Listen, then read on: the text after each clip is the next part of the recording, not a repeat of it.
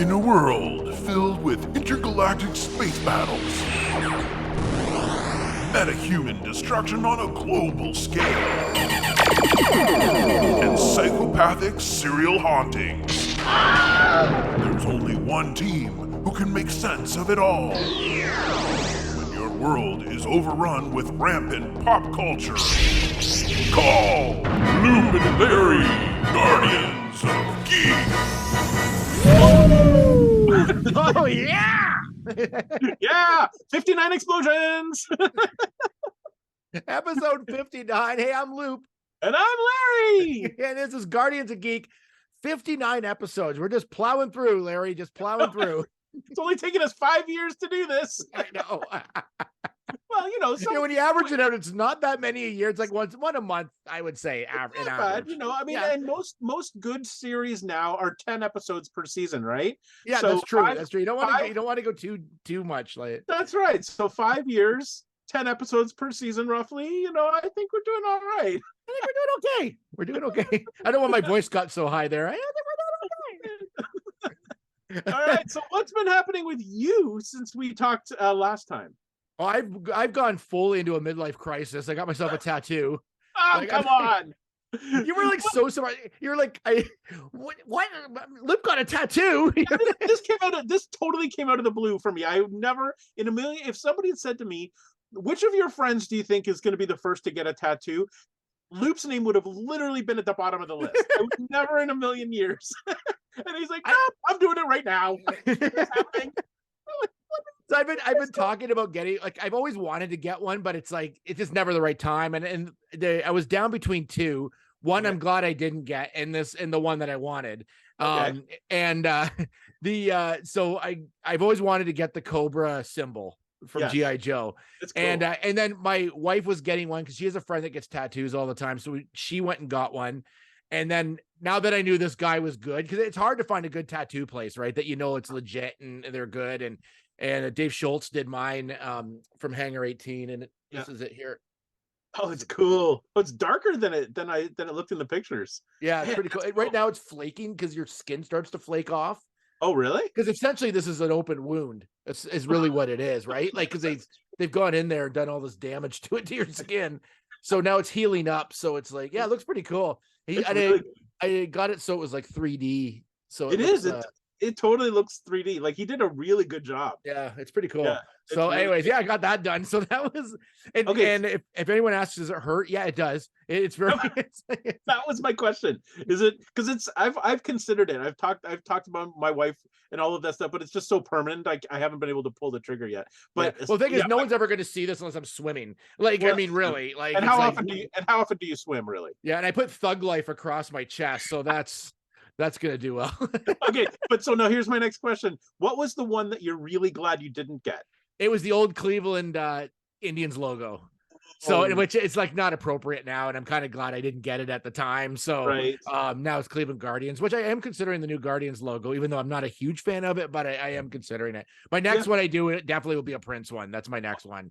It's Like- the biggest shocker of this year and probably any year is the fact that you finally got a tattoo and it wasn't Prince right off the top. And the only reason I didn't get it is because I started looking through. I went down the rabbit hole of styles of tattoos that people have done of Prince, and there's so many I couldn't like focus in on one particular one that I really liked. And this is permanent, right? So you want to make sure you get the right one. This one was easy because I've seen different versions of this like drawn in that, and I'm like, I love a 3D version of this logo. So I knew what I wanted, and my guy was awesome, so it was like perfect. But Awesome. it's a big decision, but it's cool when you get it. You're like I'm just so much more badass now than I ever was. It's like This is true. Yeah, this is true. We were talking about because of course everything comes back to being geeky. We were talking about the fact that now when he goes to Comic-Cons, he can legitimately get photos with the members of Sons of Anarchy, and Yes. and he'll fit in properly.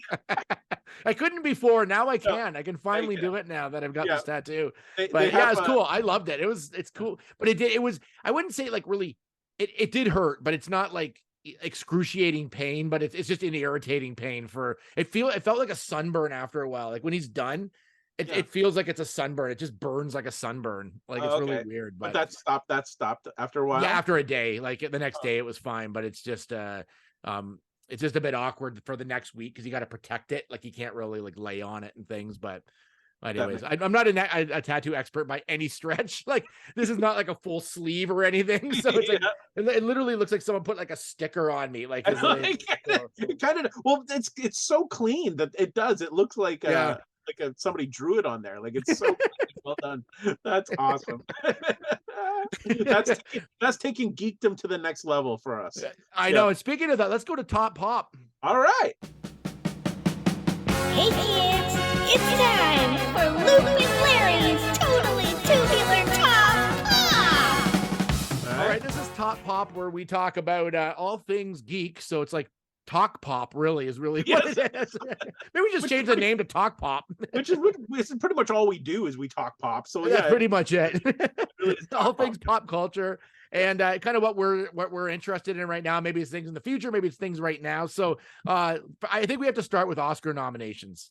Yeah, because we'll do our annual Oscar show obviously in March, but just quickly go through the nominations of what, and we'll keep them to the geek ones, but also Best Picture, because Best Picture is like one of the, like the snapshot of all the great movies this year. So where are you? We both try to watch all of them, usually all the top. Well, we try to at least watch all of the Best Pictures, because that's, I mean, it's sort of, if you can watch all the Best Pictures, then ultimately you will have seen a lot of the other categories too. Because it turns out that a lot of the Best Pictures also have Best Actors, have Best Soundtracks, have Best Cinematography and Director. Like, you know what I mean? So you kind of barrel through those ones first, and that's sort of what you're pretty covered for most of the categories. Yes. Yeah. So we're doing pretty well. I've only got 2 left out of the 10. That now that they've started doing the 10 picks, I've only got 2 left: Tar and All Quiet in the Western Front. So perfect. I feel pretty good about having that I'll have seen everything by the time this happens on March 12th. Yeah, because we still have almost a full month before it happens. So I got lots of time. I haven't seen Tar or All Quiet on the Western Front or Avatar. So it's only those 3 I haven't seen yet. Yeah. So I'm kind of holding off on Avatar to the very end because I'm just not an Avatar fan, so I'm not looking forward to this movie at all. Because, like I said, you're saving the best for last. I don't know about that.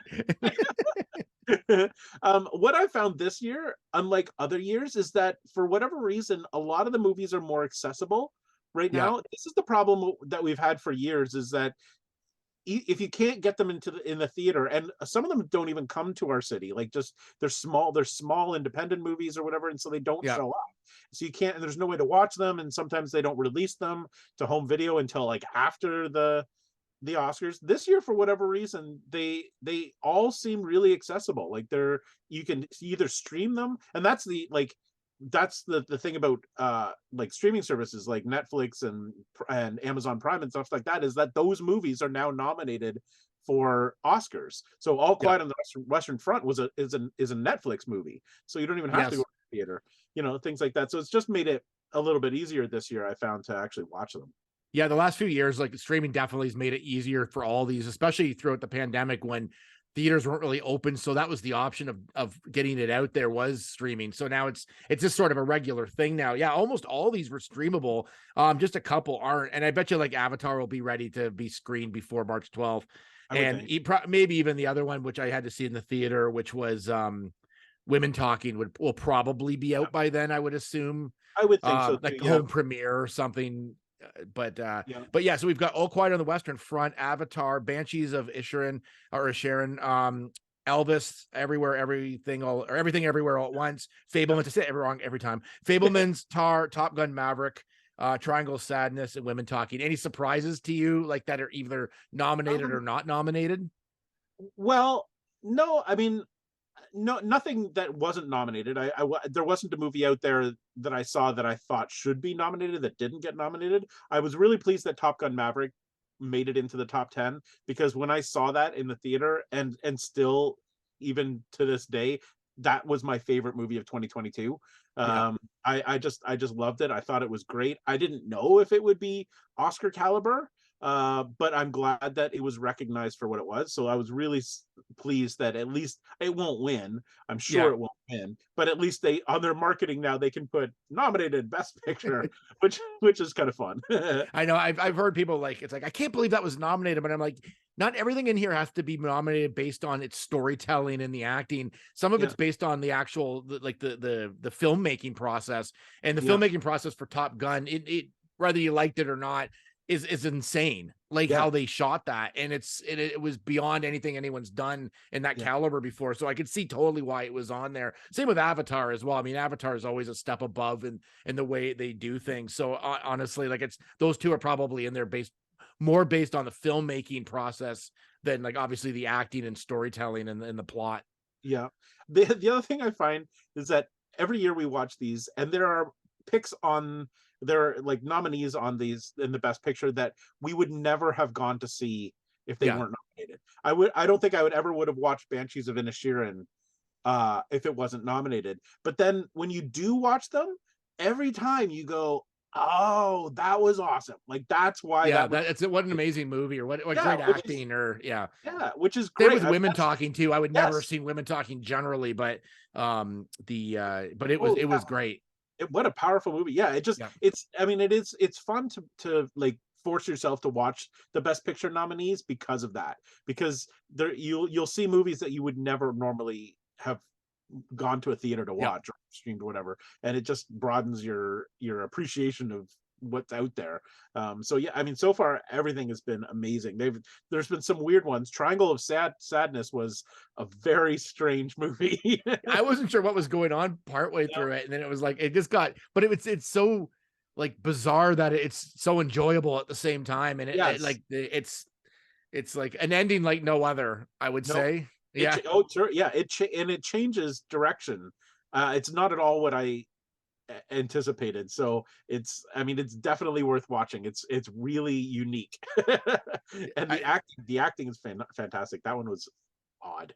There's a couple other movies I just want to give a quick shout out for. Is Batman got in there for makeup and visual effects, just some of the geekier ones. Avatar, production design, sound, visual effects. Glass Onion for writing. It's adapted screenplay. Is it because it's adapted because he already did a movie based on these characters? Is that's why it's adapted? I think so. Yeah, because what's his name? Benoit Blanc is now a character, an established character. So I'm guessing that's what it is. It would be like a James Bond movie getting nominated. I guess it's adapted at that point. Yeah, I think that's why, because I don't think it was based on. I think he wrote it. It was an original screenplay, but based on a character that already existed. Everything Everywhere All at Once is nominated for like 1 million Oscars. Top Gun up for quite a few, and Black Panther up for costume, makeup, song, and visual effects, which is pretty cool as well. And Best Actress. Oh, and that's right. That's the first time I think they've been nominated for. Marvel's been actually nominated for an acting category. That's right. Yeah, which was pretty awesome. I mean, it's well deserved, and it's great that movies like that are getting recognized. I don't know when or if ever one will be a Best Picture, but it's nice that the first Black Panther was a Best Picture, right? Was it up? I think it was up for Best Picture, like the first Black Panther. Oh, it could have been, maybe. Yeah, I'm pretty sure it was. What year was that? Do you know? Do you remember what year that came out? 2019, maybe 2018. Let's take a quick look here. We're just doing a little research while you're talking about that. Research. Oh yeah, it was. Yep. Yeah. It was Best Picture. Huh. What do you know about that? There you go. It was up with Green Book won that year. Yeah. But it was up with Star is Born, Bohemian Rhapsody was that year. But Black Panther. Okay, so there you go. I am mistaken. And you know how much I love the animated movies, but there are two I think need to be mentioned in this, which is Marcel the Shell with Shoes On. Yes. Fantastic. And Del Toro's Pinocchio. Yeah. Which I really enjoyed. I thought it was like had that little bit of Del Toro creepy factor to it, that it was very good. Yeah, I haven't watched it yet, and I will, because I'm a huge Del Toro fan. Yeah, I know you're a huge Del Toro fan. And I just for whatever reason haven't gotten to it yet, but I'm really excited about it, and I feel like that's what's going to win. Like I feel like in that list, with Turning Red and something else I can't remember is in there. I'm Puss in Boots, I think's in there, and something else. I'm quite confident that that's the one that's going to get it. So yeah, I'm excited to watch that one. But Marcel could come from a like left field and maybe win too, because it was like it's like a sentimental sort of favorite, right? Like it was. It is. I would be 100% in support if that one won. I would cheer because I just think it's such a small little movie, but it had so much heart and it was just so well done, and there's nothing like it. I'd be okay if it won. I just think that would be so it's spectacular. Let's move on to like some other anything else you're watching right now that you just want to mention that's like on the side. Well, I've got one. Okay, I think we need to talk a little bit about The Last of Us.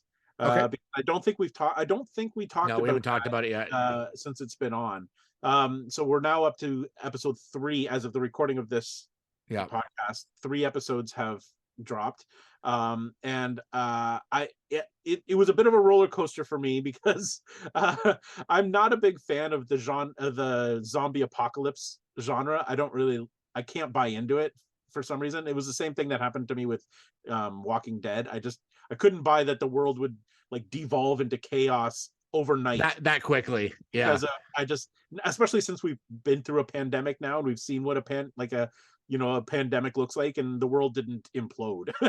So it's hard for me to buy. So the first episode I felt the same. I was like, no, I don't buy it. It's all chaos within like 10 hours of the announcement, blah blah blah. But then episode 2 changed it because they actually addressed some of my issues. Okay. And they cleared it up and they explained why the world looked the way it did and what was happening. And I was like, finally, there's explanation, because usually they just gloss over it. It just happens and that's it. So there's that. And then of course the third episode with Nick Offerman, who you've caught up good. Right? Yeah. Okay. Yeah. That was one of the best hour and 15 minutes or whatever it was of television I've seen in a long time. Like for characters that we don't know at all, and they're introduced within that episode. Yeah. And it was like amazing. Like it was just so well acted, and so like I was engaged in these characters that really are maybe they'll be seen again in some flashbacks or something, but apparently that was they're keeping pretty close to the original game with this, except for that that episode was a total divergence from the game, so that never happened in the game. So it's built on that, so I don't know if they'll come back or not. I haven't played the game, so I don't know. That's the only weird thing about this is like my son's played it and he's a big fan of it.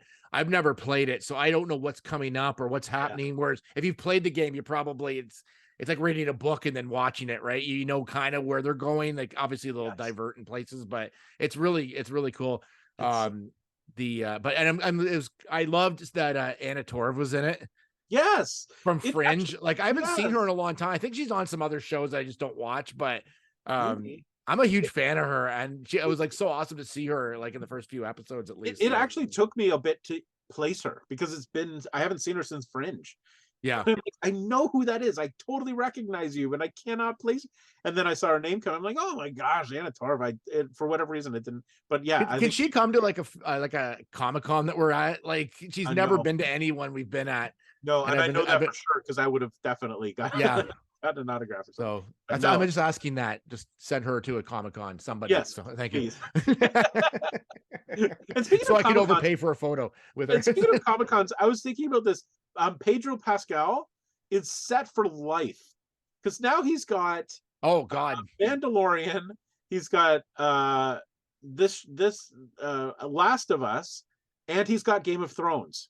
Yeah, like the guy can stop working now and just do Comic-Cons for the rest of his life and be set. Like that's a crazy amount of geek culture that he I know he's been in everything. He's also in Mario Kart the movie. If you watched Saturday Night Live last night, did you watch it? No. He hosted it. See if you go on their socials and watch. I'll try to like retweet it on our Twitter, but the sketch is funny. It's really good. It's a Last of Us style movie, but it's based on Mario Kart instead of the game Last of Us. It's really good. That's so funny. Like this guy, I don't know how he's doing it, but he's awesome. Without being in any Marvel movies. Yeah, he's been in everything. He's like everything else. It's impressive. I just think it's great. So yeah, as of now, I highly recommend Last of Us. Yeah, it's good. And we don't even know where it's going, so we'll find out when it ends. Like, one of the ones I'm watching right now, and it's the second season of it, is The Legend of Vox Machina. I don't know if you've watched this, like the animated series on Prime. No, It but is you like told it, we talked about this during your first season. Yeah. the second season is like awesome. It's like Really? if you play any sort of like Dungeons and Dragons or anything, and even if you don't, it's a funny show. It's really good and really well animated and awesome. So I haven't watched the whole season. The whole season's up, but I just started watching it. And it's just so good. Like I can't say enough about the show. It's just so awesome. Well, I But put it on my list after you talked about season 1, so it is there. So I will eventually get to it. And one thing I found out that I didn't know, because I think everybody on the show, like it originally started with they got like a Kickstarter campaign to get the show going, but they did a web series, and it's just a bunch of like voiceover artists that have come together. But I didn't realize that one of them is Ashley Johnson, and she played Chrissy Seaver on Growing Pains. Really? Like she's one of the voices on it. Yeah, she's like does voice work. I didn't know that, but I had no and idea. she's in actual shows too. I didn't know that either, but I mean, I wouldn't recognize her now if I saw her. But Tracy Gold? no, Ashley Johnson. She played Chrissy Seaver. She was like the young girl. Remember later on they had like a younger sister or whatever. Yeah, right, so that's her. Oh, gosh, yeah, I had no idea whatever happened to her.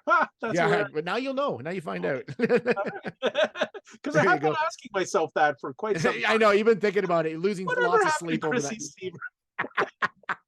People have been talking about this for years.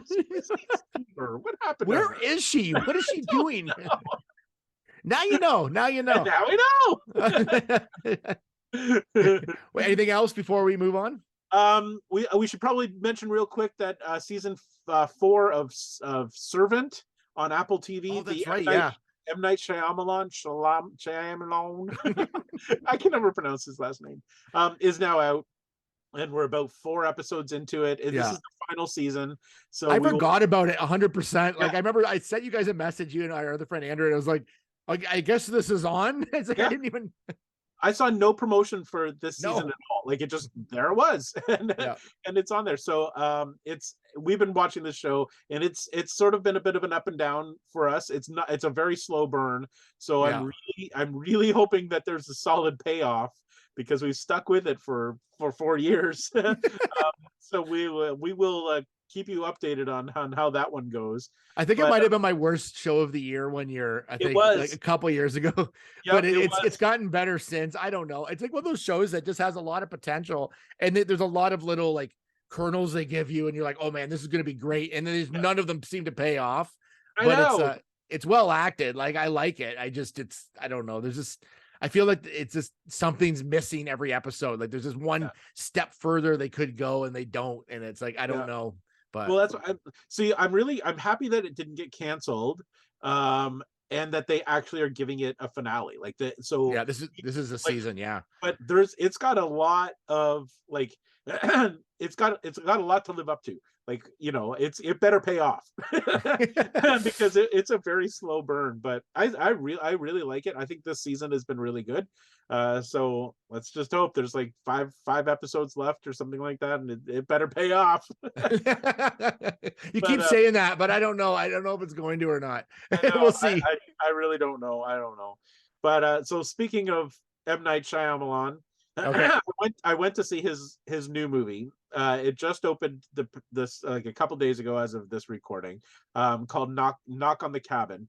Okay, yeah, I want to see this. Yeah. So for whatever reason, I can't not watch M. Night Shyamalan things, even though majority, if you look at the list of his movies and stuff he's done, majority of them have been bad. Like they just aren't good. Like The Happening was terrible. Lady in the Lake wasn't very good. Signs was sort of hit and miss. I mean, they're just not. But he's had a few that have been like, I really like. Of course, The Sixth Sense. And what was the comic book one? I just lost the name of it. Yeah, made it into a trilogy. But that one with Samuel L. Jackson and Bruce Willis. Yeah, and Bruce Willis. Unbreakable. Yeah, Unbreakable was fantastic. And then Split, and then Glass. Glass was a little whatever. But see, this is the problem I have with. Can I just say, hot take is that I actually liked Old a lot. His last one. Old, yes. I thought Old was actually a fun movie. I really enjoyed it. It had a good ending too. I thought it was great. So that's the thing with his stuff, is that I think because of Sixth Sense and Unbreakable, when he had those massive twist endings, now you expect that from everything he does. And if it doesn't happen, then you're like, "Meh." Yeah. It's a letdown. And it hasn't been like Old had that. Old had a good twist ending. So I don't want to spoil anything with this new one because it just came out. It's not my favorite of his movies. However, having said that, and this is the case with everything I see him that he does, he directs his actors to like the top of their game. Like the acting in this movie is some of the best that I've seen in a long time. Like in this new movie, it's so good. Dave Bautista is phenomenal. Like it's just Rupert Grint. Rupert Grint's actually always pretty good. Who's also in Servant as well. Who's also, yeah, he must be like M. Night's new guy to I think he might be in Harry Potter as well. I'm not sure. I don't know about that. I haven't seen those, but but anyway, so the acting is fantastic. So it really does keep your attention all the way through. It wasn't. I mean, it might be one of those things that maybe you want to watch more than once. But anyway, it's worth seeing. So definitely go out there and see it. That's what I will say about that. Okay, I'm gonna definitely see it because I do like I was really impressed with Old, and I like his stuff too, like you do. So I'll definitely go and see it and then check it out. But it is funny how we stick with his stuff, even though he's had more fails than good stuff. Like he did The Last Airbender and After Earth, and I'm like, all directors are hit and miss, right? And some stuff they do as passion projects, and other stuff they're given to do. Basically, someone pays them to direct something, and it's like Spike Lee. Spike Lee has his own stuff, but then he's directed some other stuff like that. He's been basically given or whatever, and it's like it's just the way directors go, I guess. Like it's always hit and miss.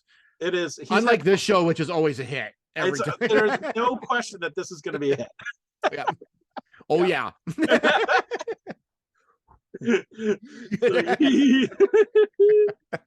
Yep. So there you go. All right. On that note, let's move on to the pop capacitor. Here we go.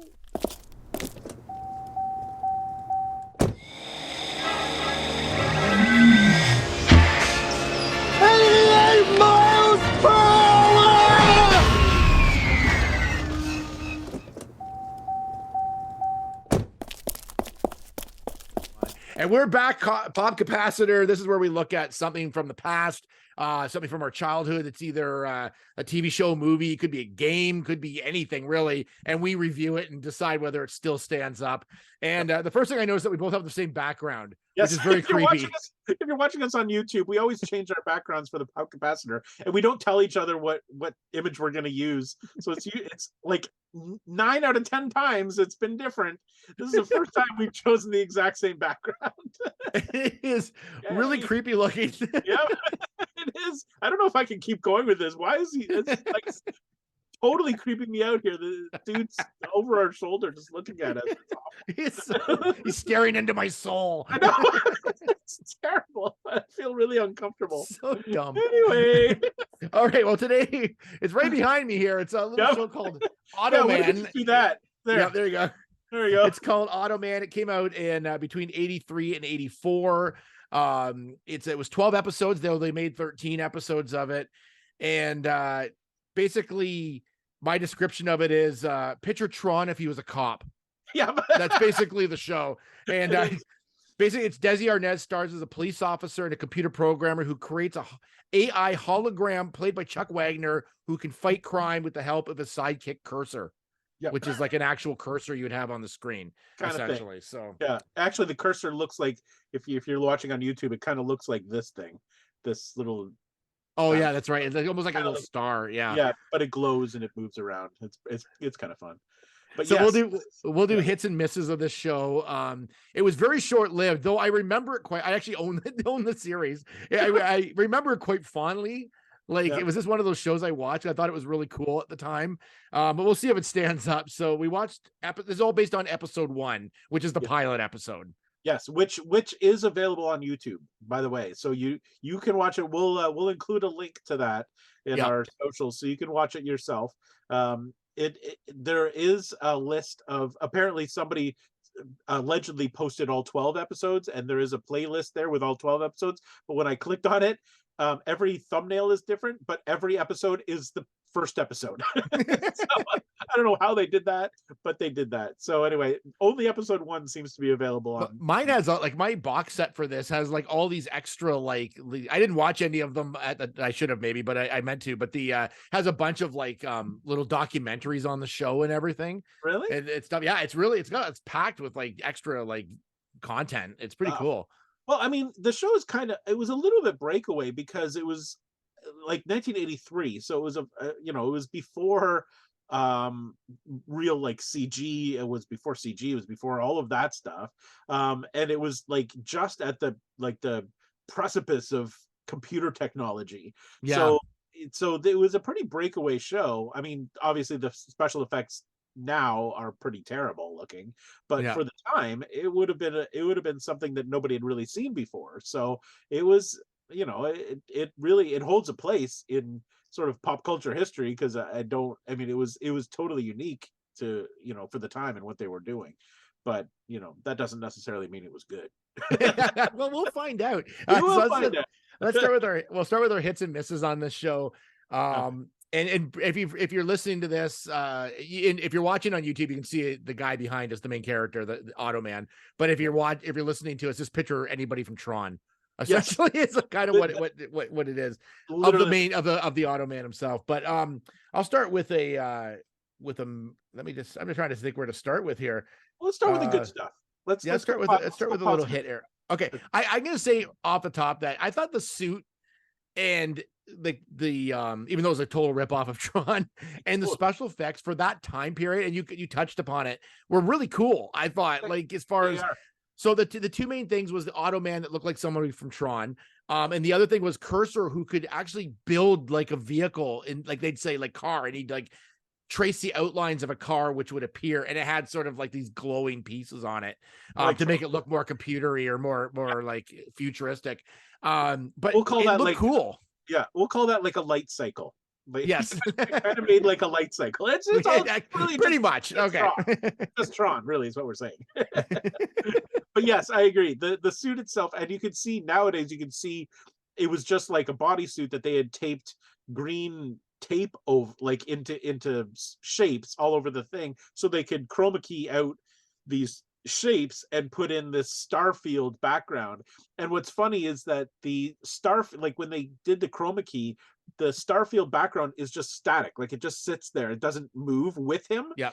So when he moves, the stars stay in the same place. So it's an odd effect, because like it should move along with him. Like nowadays it would, when he turns, the stars would turn, and it would, but then they didn't have that technology. So the background, like his background just stays in one place. And it's very funny.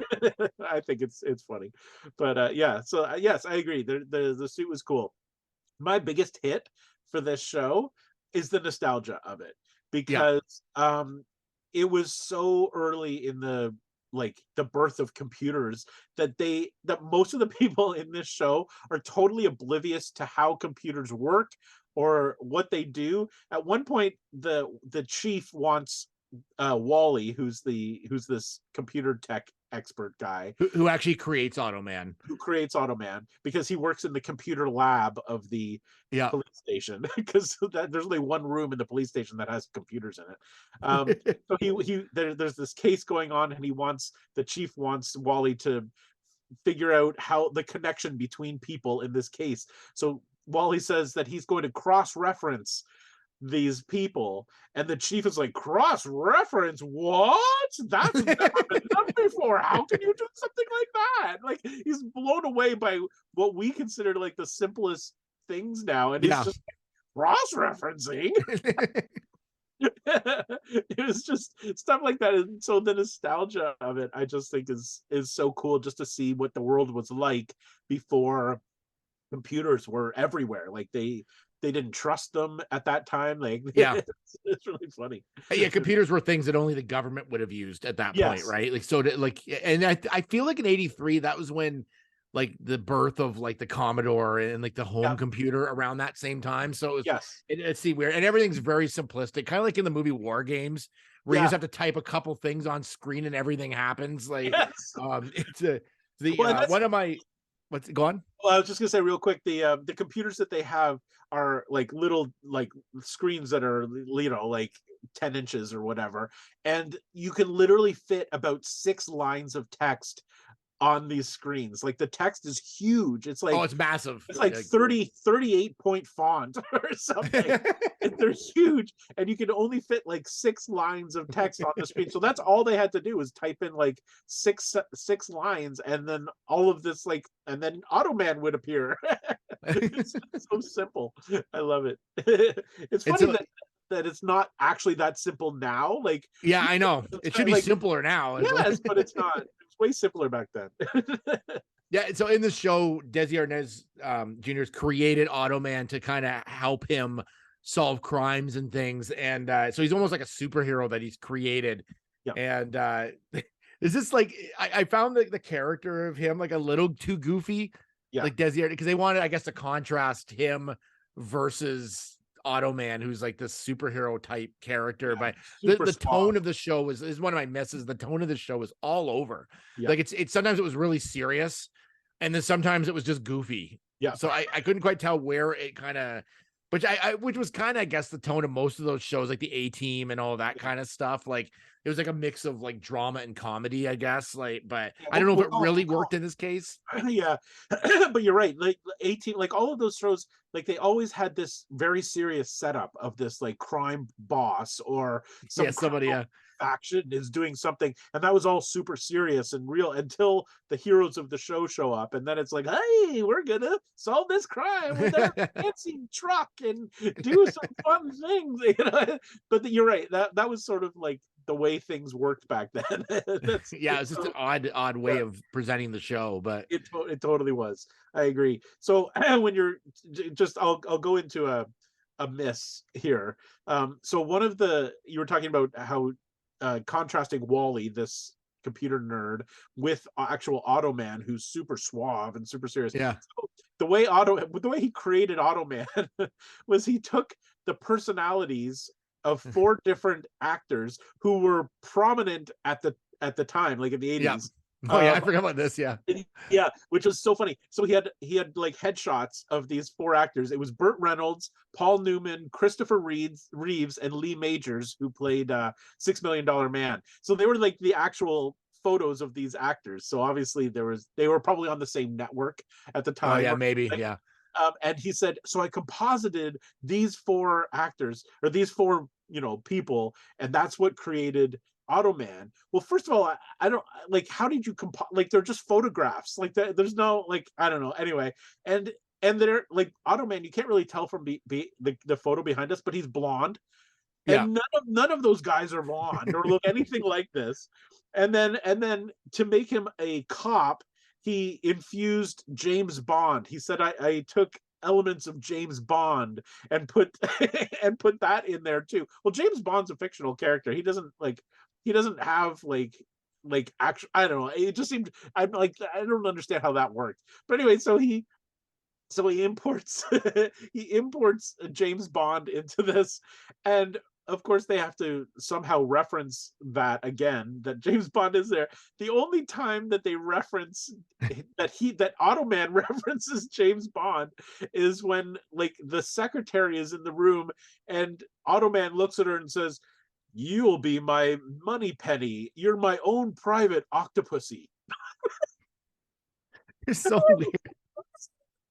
Like, why would, like, if he was being James Bond, he wouldn't refer to the name of the movie or the. It was such a. The only thing I gave them, I had a very similar, but I gave it a hit. Yeah. Only because they got away with using the James Bond theme. They walk away and they use a bit of the Bond thing. I'm like, I don't know how they got away with that, because I highly doubt the James Bond like like, I don't know what the organization or whatever they are would allow that to just be on any old show. Like, they I know from a fact they keep a lot of that close to their heart. Like, right, it's like it's saved for their own stuff. So when they used it, it was like, I'm like, wow, I don't know how, either they just used it and didn't say anything, or I don't know how they got away with that, to be honest. No idea, but they referenced Moneypenny and Octopussy as well. So I Yeah. don't know. I don't know whether, but it was just such a weird, talk about like being goofy. Like that was like such a goofy moment in this show. I just thought it was really funny. Yeah, it was a really oddly delivered line too. Yes, Like it was like really a weirdly written line. I'm sure that guy, like Chuck Wagner, had to deliver that thing, and he's probably like, this is terrible. This is terrible dialogue. It was terrible. Anyway, that's how Automan came to be. He was a composition of Burt Reynolds, Paul Newman, Christopher Reeves, and Lee Majors, and James Bond. It reminds me of Weird Science, when they just throw photos and it just scans photos and then creates somebody. That's like kind of what it was like, sort of like. Yes. I mean, that came out after this, but it was like that sort of idea that you just throw photos in there and they just scan them and make whatever you want. Like, it's so ridiculous. Because the computer knows it can process, it knows things. I don't know. I don't know how computers worked back then, but their computers back then were way more technologically advanced than they are now. That's obviously, because we can't do that now. Never, ever. No. That's like an app on my phone, I think. It's like, create an Automan. Yep. One of my misses was, I don't know if it's really it's like a miss, it was just more weird, was the opening had sort of this recap at the beginning of like how Automan came to be and everything else, and then there was like into another scene which then went into the like the title main card and opener. So it was almost like it had two openers. It was really weird. Like, I don't know if one was just like a separate thing like tagged to it. I don't know. It was just bizarre. It was really it flowed very in a strange way. Like I thought I missed something. Like I thought they edited something wrong, or it was edited. It was, but I'm not sure what they were trying to go for. I think they were a little lost right at the beginning of this show of how to put it together and how to show the backstory, because you have to kind of explain, like, I mean, what they should have done is had a whole episode about just the creation of Automan. Yeah. As opposed to just jumping right into I feel like they wanted to get into it quicker, and it almost seems like someone from like a studio said, I still don't understand how this guy was created. Yes. So they created this sort of opener that explains everything with like a Desi Arnaz. I know it wasn't him, it was the Automan's voiceover, I think. Yeah, it was how he was created. Then they go into the show, then it's like the main opener, and then it's the show. Like it was just very clunky. I guess is the best word for it. I feel like you're exactly right. I think that it was like the studio probably said, yeah, no, people are going to have no idea what's going on. You need to explain it right off the top.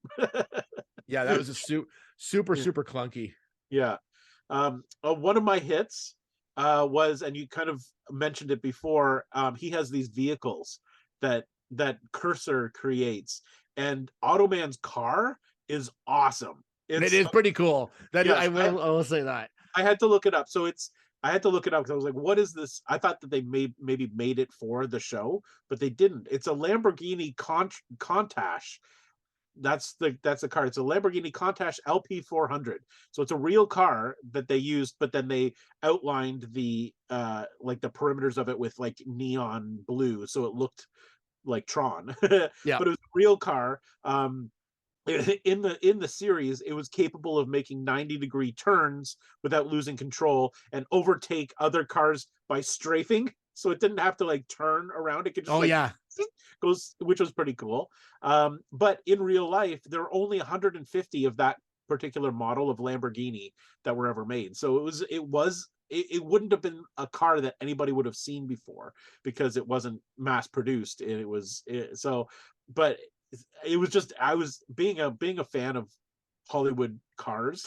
Yeah, I loved that one. I thought that was really cool.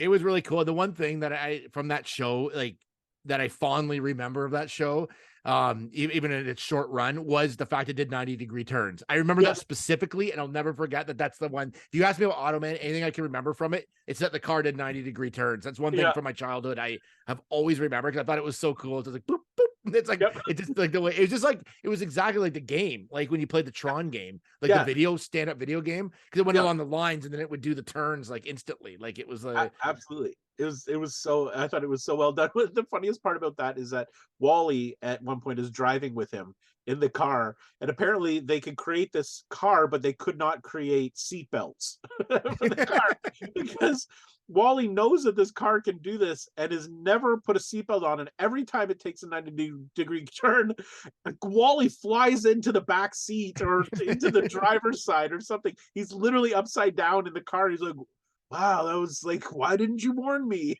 Like, you created this thing. How did you not know? I know it's his creation.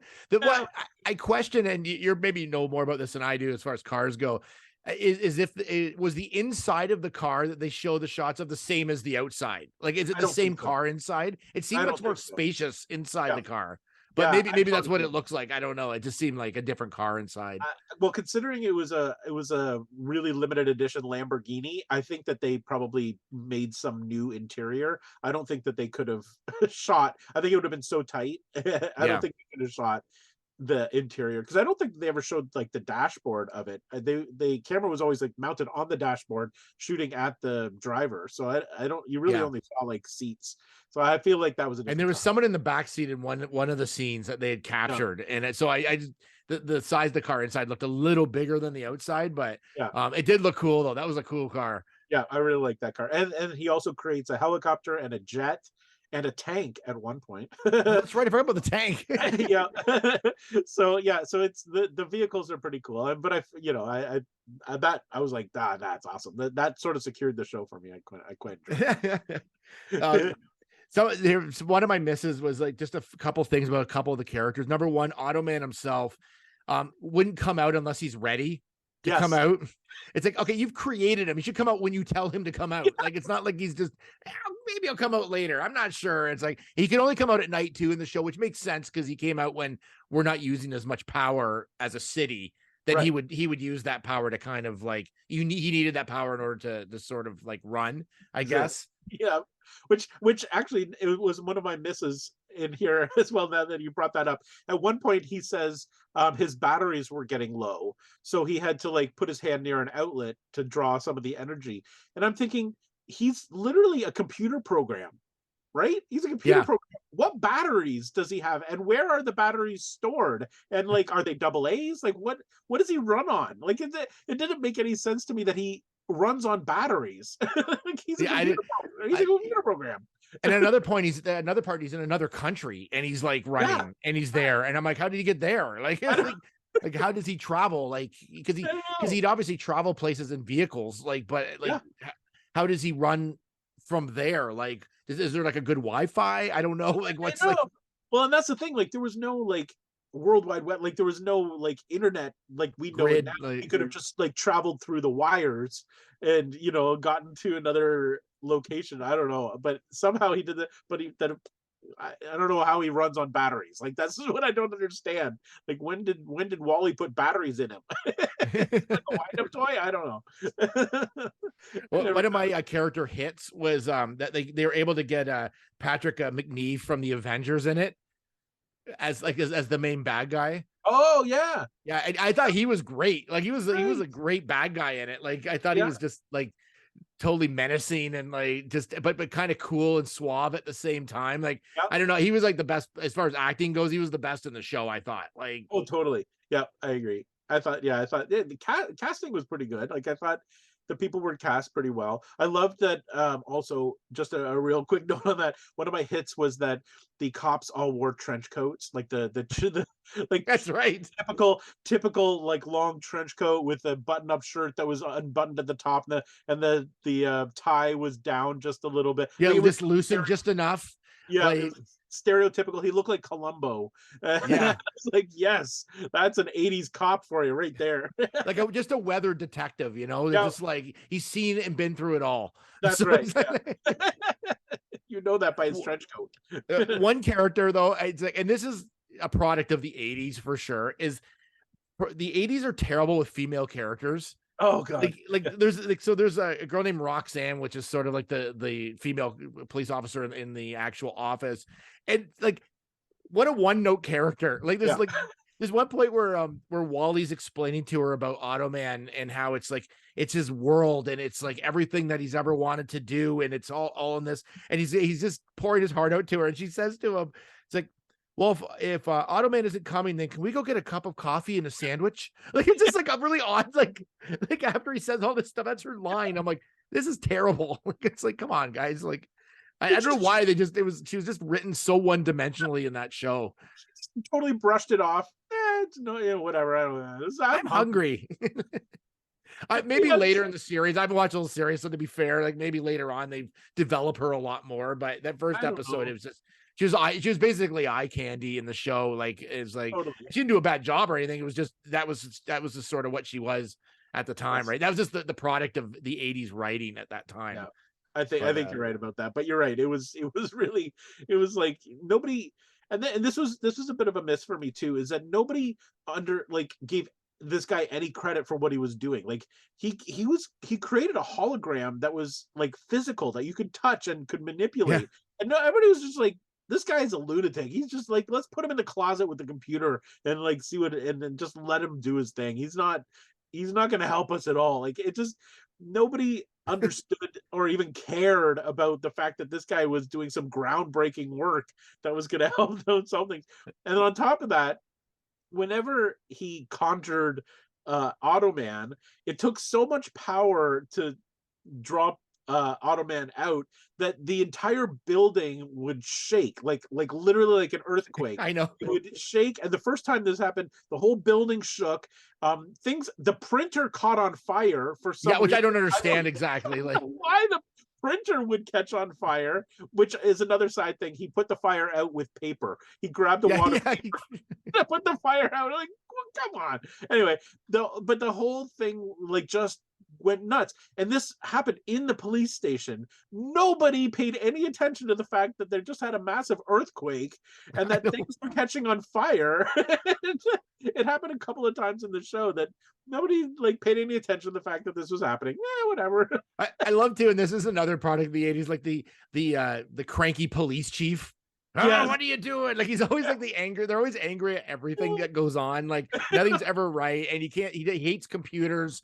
Like, I don't know why we had to put this in, but I can't stand computers. And he's just always super cranky, like, all the time. But it is like that is like the typical 80s cop, like, or police chief. They're always angry. Yeah, there's always like something going on. Like, like usually there's a call from the mayor. Like, it's like the mayor just called. Like, I don't know. It just is, it's so funny. It was so typical. The only other thing which is a hit and a miss is the music in it. And the only reason I say it's a miss is just because this is my sort of my last miss on this. Was that it was kind of like sometimes it was really like actually like fit the scene, and other times it was just super wacky. Yes. Like, doo-dum, yes. Like, it had these like little stingers when people did something wacky, and I'm like, this is, and again, it added to the weird tone to this show. Yes. But for a hit, I thought the Automan like theme was really cool. Like, the opening theme was like really like had this like, it was a total like synthesizer like 80s sound. It was really cool. That's part of like my nostalgia like with this show, is that it felt like every show you saw in the 80s had that sort of synthesizer sound, and it was cool, and it just brought back memories. It was, I agree. I think that was pretty fun. I have one more. I don't know if it's a hit or a miss. It just, it was confusing to me. So at one point they're talking about, going back to Automan is a computer program. He was a computer program. So at one point they're driving in their car and they're talking about video games. And they talk about Pac-Man, and Automan says, "Oh yes, Pac-Man. Yes, we're friends. Yes, yes, we're friends. I know him quite well." And then he says, "Well, what about Donkey Kong?" And he says, "Oh, Donkey Kong. He's got a bit of a temper. I don't know about it." So so apparently in this world, all computer programs know each other. It's like Wreck-It Ralph, except there was no internet. So unless Wally had Pac-Man on the same computer that he created, how would he know who he is? How would you have any idea who he is? But apparently on his off time, when Automan's not ready to come out, he's hanging out with Pac-Man and Donkey Kong, and they're just like chilling in the cyber world. I don't That's what we call an attempt at humor. It was I guess so. It was like trying to draw in every pop culture reference they could into the. Yeah, I think that's what they're trying to do at points. It's like because he's like sort of all knowing, I guess. Automan, he's AI essentially, right? Like so apparently there's a whole world, like literally a Wreck-It Ralph world that existed in this universe too. If they ever do another Wreck-It Ralph, they have to have Automan in it, at least as a cameo. That would be hilarious. Actually, it would be so funny. I'd pay money to go see that. That'd be funny. Yeah, that was good stuff. So like the premiere was about like an hour 15, so it was like a full, like it would have been a full like hour and a half premiere or whichever. So what did you think of the show? Do you think it stands up? Do you think it was like, do you think it needed to be canceled when it did? Do you think it was like unfairly canceled? Like, what do you think? I think it stands up because of the nostalgia of it. So just like a little side note here, this episode is sort of an unofficial part one of this 80s weird transforming genre, like people that are not just people but are something else as well. There was a time when they did this, so I think it holds up because it was like such a big thing in the 80s to see this kind of high-tech world. So for this nostalgia reason, I think it holds up. It's interesting to watch.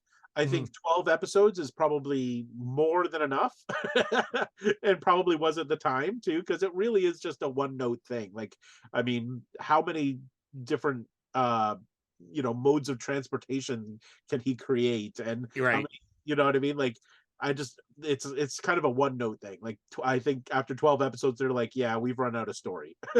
Yeah. I feel like I totally feel like it holds up too. It's just sort of 80s nostalgia. It's something that like worked in the 80s. I don't think it would work any other time. No. It was, I can see, like, I think writing wise, as cheesy as some of the lines and things were, I mean, they did try to make an attempt at making some sort of plot of this, and a little bit more of an out there plot at that. But it's definitely like like it had a basic setup. You could see where it was going to go. The setup of everybody that worked at the police station was there. Everybody was positioned perfectly to move this series forward. I thought the relationship between Desi Arnaz's character Wally and the Automan was good. Like, I thought it worked. I don't know how far the fish out of water sort of Automan like awkwardness would play further into the series, but again, it's either needed to be more wacky or more serious. But I don't think they could go more serious. But in the way that he looked, like, it was just so ridiculous. But I thought it was a good attempt at a show. I thought it looked all right. Like, for it stands. I thought the special effects were pretty good for that time period for sure. Yeah, I totally like the cursor.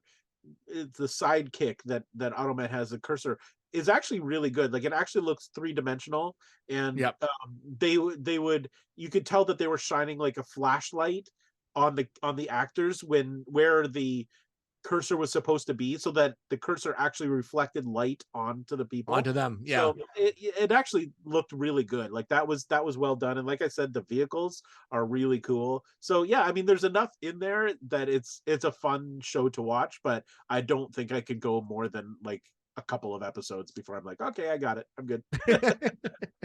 Which is weird, because like most shows from the 80s that we remember fondly, like if you go back and start watching the episodes again, you're like, this is like, I can't believe they stretched this out into 4 seasons or whatever it was. But that was the entertainment back then. So I give them credit for trying something a little different. Even though it was a direct ripoff of Tron. But Tron was popular at the time, so why not? Like, go for it, right? If you can put it together. So absolutely. I'd like to see where that suit is now. I'd like to find that. I know. I'd actually like to see the suit without the special effects on it, just to see what it actually looked like. I assume it's just green tape or green paint or whatever. I would love to go as Automan for Halloween, and now I've got this in my head now. What's that? I don't know how exactly you do that. But you could probably use those strip lights, those glowing strip lights and stuff. yeah. Like you could probably put together something very similar to that outfit. Like, but yeah, I can see I'm that. just saying that could be this could be the newest Halloween trend, the Automan. Yeah, the kids are already starting to talk about it. Yeah, kids can't wait to go out as Automan. It's Halloween. I don't think back in '83 kids wanted to go out as Automan, so I'm not sure how that would happen now. But I don't know. So basically, it stands up, and we'll post some links. So if you want to check out the first episode and see what you think, and then you can tell us whether you loved it or hated it or whichever. I'd love to hear from you. You can always check us out on our socials for sure. I've got them up right now. You can check them all out. And I think we've been posting pretty good. I think we've been doing all right. I think we're doing all right this year. It's not so bad. Yeah, not so bad. My goal this year is to do the most episodes we've done in a season. Let's try for that. Yeah, so far we're on a roll. Oh yeah, so far we've been doing pretty good. We've been doing pretty good. So we'll probably have another one out this month, which is February. So we'll have maybe our unofficial part 2 of this, which we've got a show lined up, which came out almost exactly the same time. Actually, I think they overlapped. I think they did. Do we want to announce it? Yeah, go ahead. You tell them. We're gonna next episode, in keeping with the how did they greenlight this show in the 80s, and in keeping with the humans transforming into things. Our next episode, we are going to be breaking down Manimal. I love Manimal. Because another show I think of fondly, but I haven't watched it in a while, so I'm looking forward to rewatching the first episode of that for sure. Yeah, and again, I also own that on DVD. I don't know why. Yeah, I feel like I bought it and Automan the same day on Amazon. Because they were both on there. So I think it's like, if you like Automan, you also like Manimal. So I'm like, all right, I do actually like it. I'm going to take it. I did it. You're right. I really do like it, Amazon. Thank you. I'm going to wrap that as well. And so we're gonna combine these two. This is how did they greenlight this, and why do people have to transform into other things to be cool? We don't know. We'll find out. So join us next time on Loop and Larry, Guardians of Geek. We'll see you next time. Bye-bye.